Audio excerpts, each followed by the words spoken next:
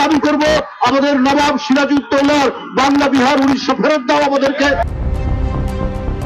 অশান্ত এই বাংলাদেশে সোমবার যাচ্ছেন ভারতের বিদেশ সচিব বিক্রম মিশ্রি। আর দুদেশের বিদেশ সচিব পর্যায়ের বৈঠকের আগে রবিবার ভারত বিদ্বেষের সুর আরো ছড়ালো বাংলাদেশ। কলকাতা ও ত্রিপুরায় বাংলাদেশ দূতাবাসে বিক্ষোভের প্রতিবাদে ঢাকায় এদিন ভারতীয় হাইকমিশন অভিযানের ডাক দিয়েছিল বিএনপির 3 সংগঠন, জাতীয়তাবাদী ছাত্রদল, যুবদল ও স্বেচ্ছাসেবক দল। নয়াপল্টনে এদিন জমায়েত হয় বিএনপির সদস্যদের। সেখান থেকে ভারতীয় হাইকমিশনের দিকে এগোতে শুরু করে মিছিল। তার আগেই উস্কানিমূলক মন্তব্য করেন বিএনপির যুগ্ম মহাসচিব। আমরা একেবারে নিরানন্দ নই, অবলম্বনহীন নই। আমরা বাংলাদেশের মানুষ, আমরা সর্বোচ্চ প্রযুক্তি ব্যবহার করতে জানি। আমরা আমাদের দেশকে রক্ষা করার জন্য আকাশ, পাতাল, ভূমি, পানি প্রত্যেকটি জায়গায় আমাদের যে শক্তি, আমাদের যে সশস্ত্র বাহিনীর, আইনসঙ্গত বাহিনীর যে শক্তি, সে শক্তিও কিন্তু কম নয়। 18 কোটি দেশের মানুষ, বন্ধুরা, আমরা প্রত্যেকটি দিক থেকে আমরা এই দিল্লির আগ্রাসনকে প্রতিহত করতে আমরা প্রত্যেকেই প্রস্তুত রয়েছি। আমার না এই যারা অবসরপ্রাপ্ত তারা যেভাবে কথা বলছেন, তারা তো সিভিলিয়ান না, তারা মিলিটারি শক্তি সম্বন্ধে ধারণা থাকা উচিত।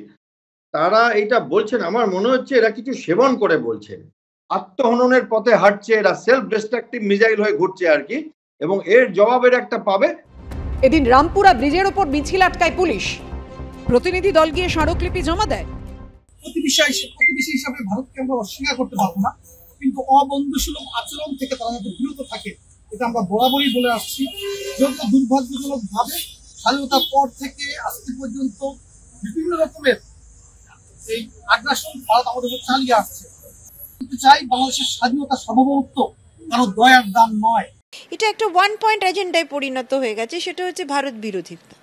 এইটা কি কোনো সুষ্ঠু গণতান্ত্রিক ব্যবস্থার লক্ষণ? তার একটা বড় অংশই তো হচ্ছে প্রতিবেশীকে নানা কারণে, মানে নানাভাবে তার বিরোধিতা করা, কুৎসা করা, তারা দুর্বল নয়, এই কথাগুলি উঠছেই বা কেন? ভারত তো কোনোভাবে এরকম কোনো ইঙ্গিতই দেয়নি যে ভারত গিয়ে বাংলাদেশকে কোনো শাস্তি দিতে চলেছে। 5ই আগস্টের পর থেকে বাংলাদেশে ক্রমশ কোণঠাসা হতে শুরু করে হিন্দুরা। এরপর ধাপে ধাপে শুরু হয় অত্যাচার। কয়েক মাসের মধ্যে যা গিয়ে দাঁড়িয়েছে হুমকি, মারধর, ভাঙচুর, অগ্নিসংযোগ, মন্দির ভেঙে দেওয়া, খুন, সন্ত্রাসে। এই সময়ের মধ্যে বাংলাদেশের হিন্দুদের ওপর অত্যাচারই শুধু বাড়েনি, একদিকে পাকিস্তানিদের ভিসা দেওয়ার নিয়ম শিথিল করা থেকে শুরু করে ভারতীয়দের দরাজ হাতে ভিসা দেওয়ার ক্ষেত্রে রাশ টানার মতো ঘটনা ঘটেছে।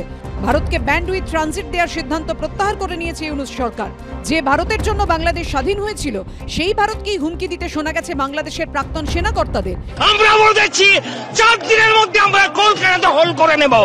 এতদিন ভারত থেকে আলু পেঁয়াজ আমদানি করলেও সম্প্রতি জার্মানি, স্পেন, পাকিস্তান, তুরস্ক থেকে সেগুলি আমদানি করা যায় কিনা তা নিয়ে চিন্তাভাবনা শুরু হয়েছে। এরকম একের পর এক ঘটনায় দুই দেশের সম্পর্কের মধ্যে কমেছে উষ্ণতা। এই অবস্থায় সোমবার বসছে দুই দেশের বিদেশ সচিব পর্যায়ের বৈঠক। অনেকেই প্রশ্ন তুলছেন, এবার কি বাংলাদেশকে কড়া বার্তা দেবে ভারত? ভারতের ওপর বাংলাদেশকে ডিপেন্ড করতেই হবে, এবং এই যে এই সমস্যা শুরু হয়েছে, এই সমস্যা মিটতে পারে একমাত্র দুই দেশের মধ্যে যদি কোনো স্ট্র্যাটেজিক ডায়ালগ এবং স্ট্র্যাটেজিক কোনো ডিপ্লোম্যাটিক শুরু হয়, তাহলে আমার মনে হয় যে এটার আমরা সমাধান বের করতে পারি। 5 আগস্টের আগে এবং পরে ভারতের সাথে সম্পর্কে নিশ্চয়ই একটা গুণগত পরিবর্তন হয়েছে।